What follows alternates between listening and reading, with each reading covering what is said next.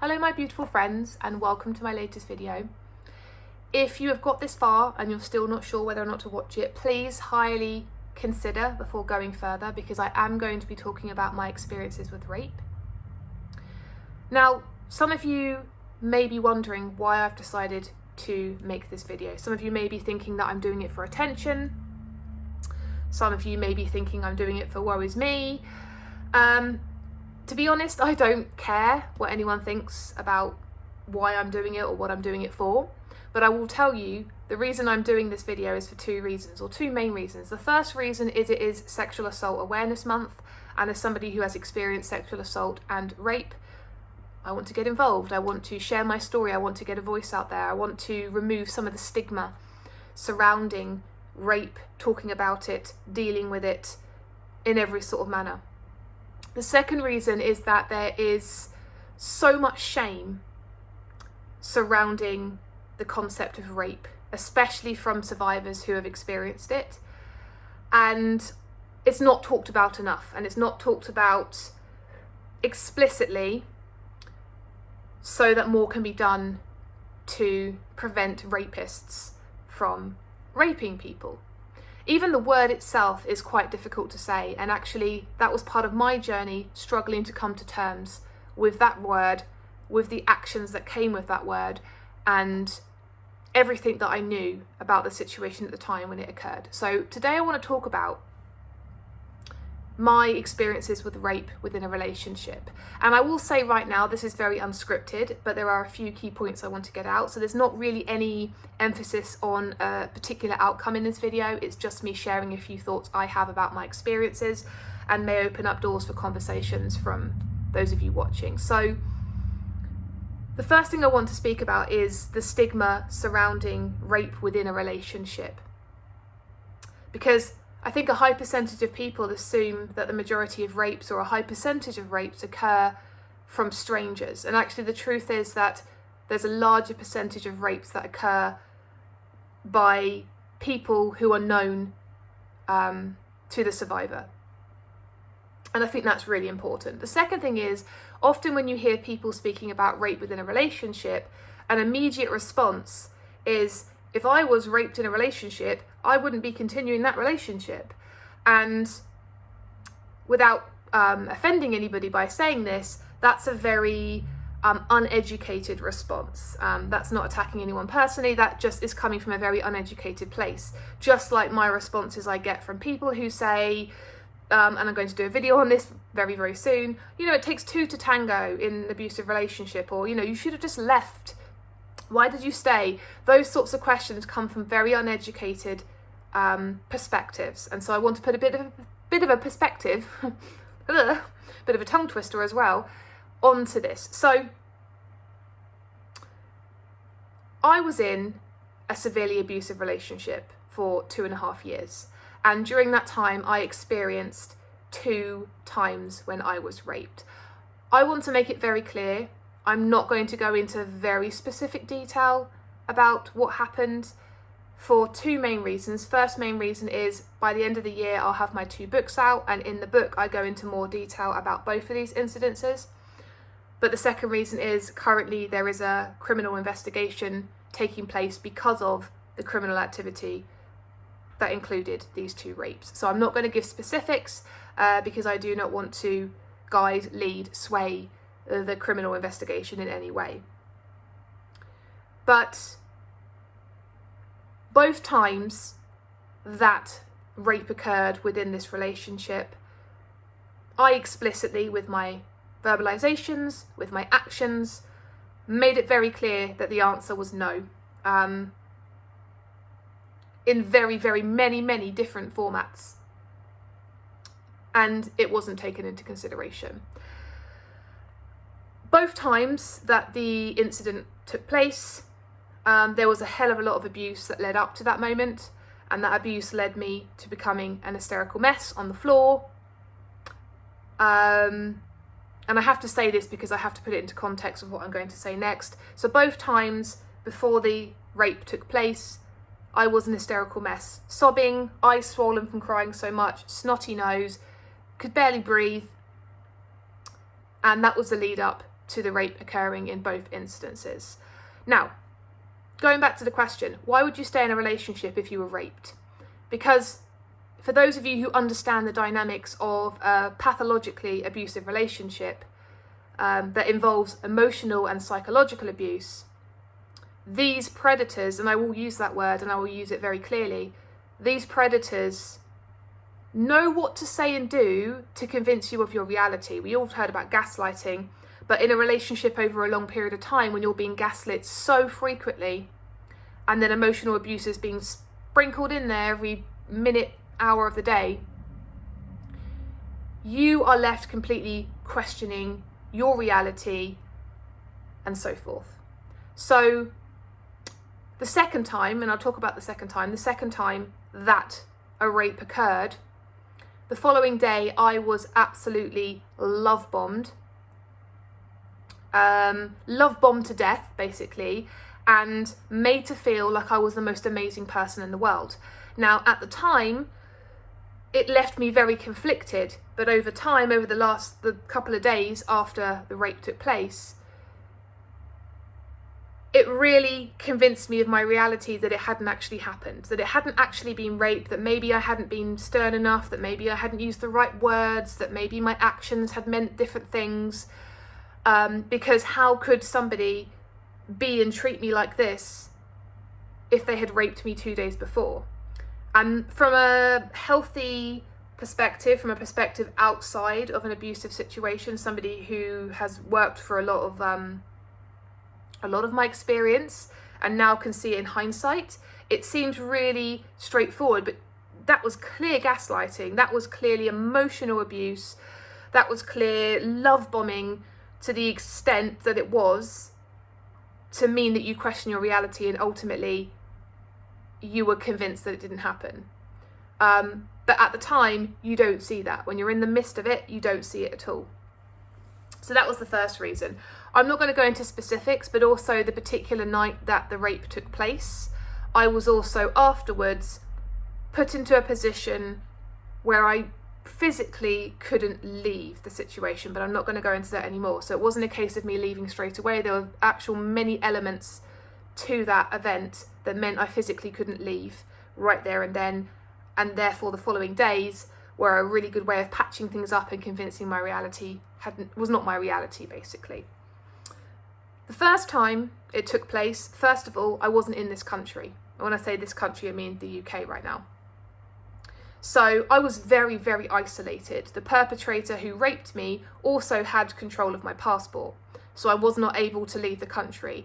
Therefore, I had to go into survival mode without realising it, by the way. This is very unconscious, me going into survival mode, which I was in permanently in that relationship, in order to survive. I could not leave the situation physically either. I didn't have the money, the means, any way of just up and leaving, even moving to a different place and staying somewhere differently for the multiple weeks that we were there. Also, in this particular occasion, the following day, I was made to feel that the events of the rape had to have taken place in order to stop me from crying. I was convinced, or made to feel as if it had to have taken place. That was the only way that was going to stop me from crying. You know, a normal, rational, healthy, non-pathologically disordered person would have actually probably spoken to me and calmed me down, and wouldn't have abused me in the first place to put me in that state. But either way, a healthy person wouldn't have made that decision, but we're talking about a very unhealthy, disordered, dangerous person. The second thing following the first rape that occurred was the fact that I was then, the relationship that I was in was then threatened, which again, from the outside perspective, well, of course, you should be gone, Jen, leave, like, you don't want to stay in this relationship. But again, first of all, the gaslighting, the emotional abuse, all of these things making me question my reality. Therefore, I wasn't thinking rationally. I wasn't grounded in a space where I am right now, so I'm able to see the full perspective. Second thing, when you're in these sorts of relationships, and I will talk about in further videos, is there is a chemical dependency that happens within the perpetrator, in the survivor or the victim at the time's body, which means that to physically lose that relationship at the time feels like death. And there are I suffered actual withdrawals, chemical withdrawals, which I'll talk about in future videos, which is a very common phenomenon because of the dynamics of that relationship. So at that time, being threatened with, if you continue this behaviour, which again made it feel like it was my fault in the first place, you know, the blame shifting on me, if you continue this behaviour, the relationship's going to end. And so it was like, oh, blame shifting, made to feel it was my fault, as well as I'm going to lose this relationship, as well as it had to have taken place because otherwise I wouldn't have stopped crying. Which, yeah, it sounds absolutely insane, but that was the reality at the time. So that is the reason why in relationships it's not just black and white. It's not super simple to just say, well, this should have happened, you should have done this, you should have left. It's a lot more complicated than that. The second thing I want to say is that both times it happened, that word rape came into my head almost immediately following, once I had recovered enough to feel slightly less hysterical following the events. The word rape came into my head both times, and both times I was like, no, I'm not, oh, is it, was it? I can't, like, that's such a strong word, because society has sort of conditioned us to believe it's such an aggressive word, which it is, because the action of rape is aggressive, it is violence, it's violation. But the word, although I knew unconsciously, and although my brain was saying, this is it, ding ding, this was rape, both times, the uncertainty of actually stepping into that word meant that I felt disempowered in those moments. And then with the actions of the perpetrator the following days, I was then disempowered even further and then disengaged from the actual rape occurring themselves.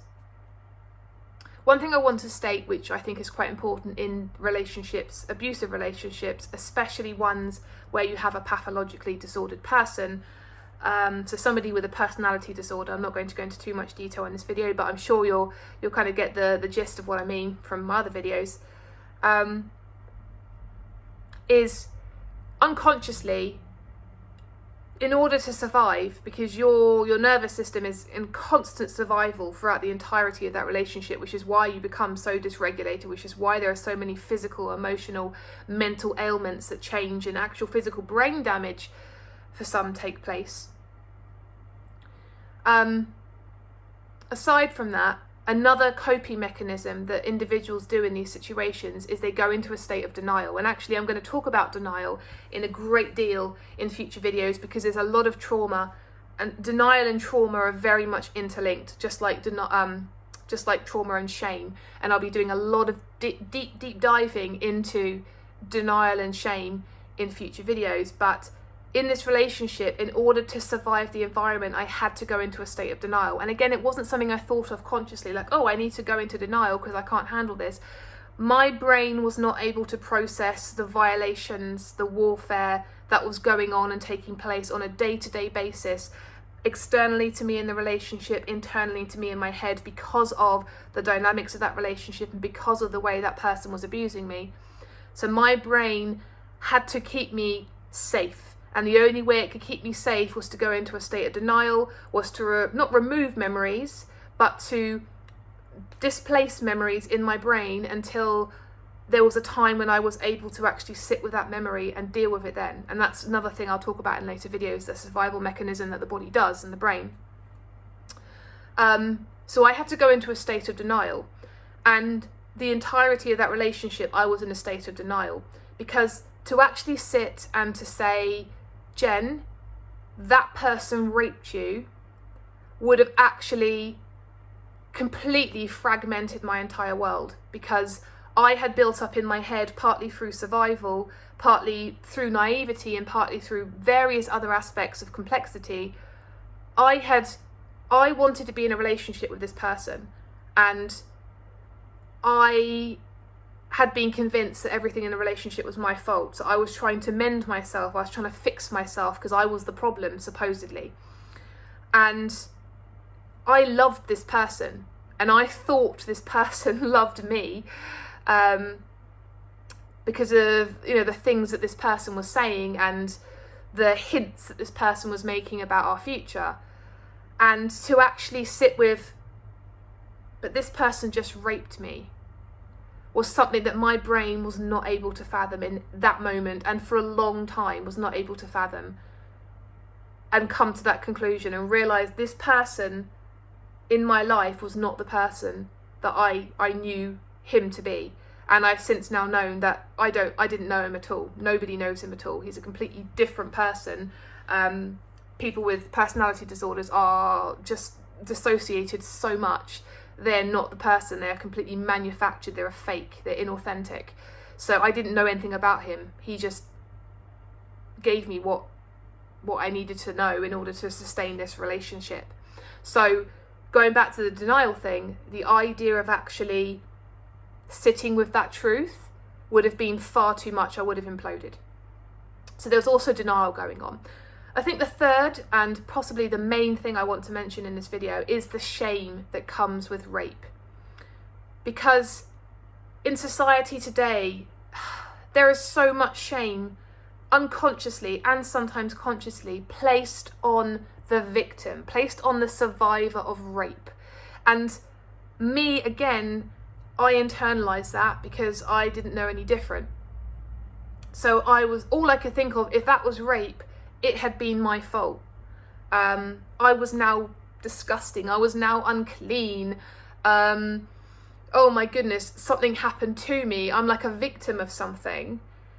And that's just simply not the case. And I think that's the main point of this video I want to get at for anyone watching who's been through this or who hasn't, is to always remember it is never the fault of the person who was raped. It is always the fault of the rapist.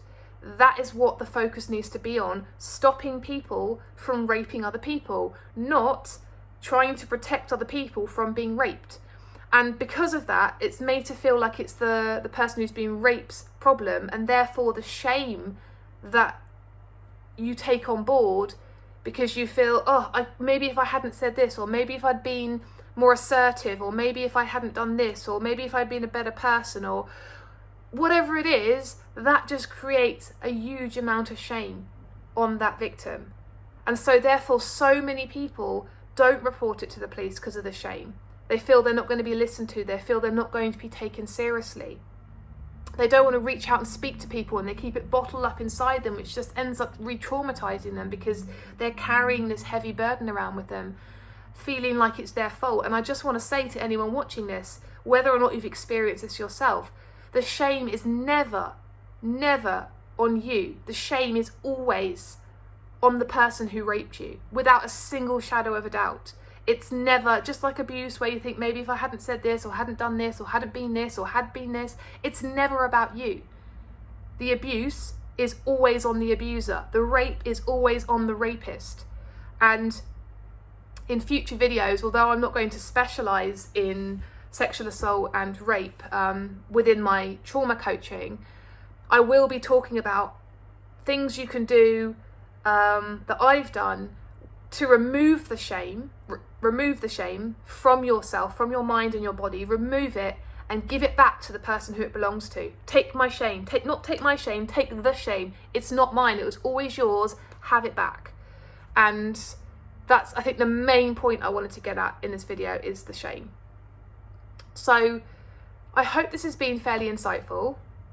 As I said, the books I have coming out at the end of the year that detail my entire experience with this predator will go into more explicit detail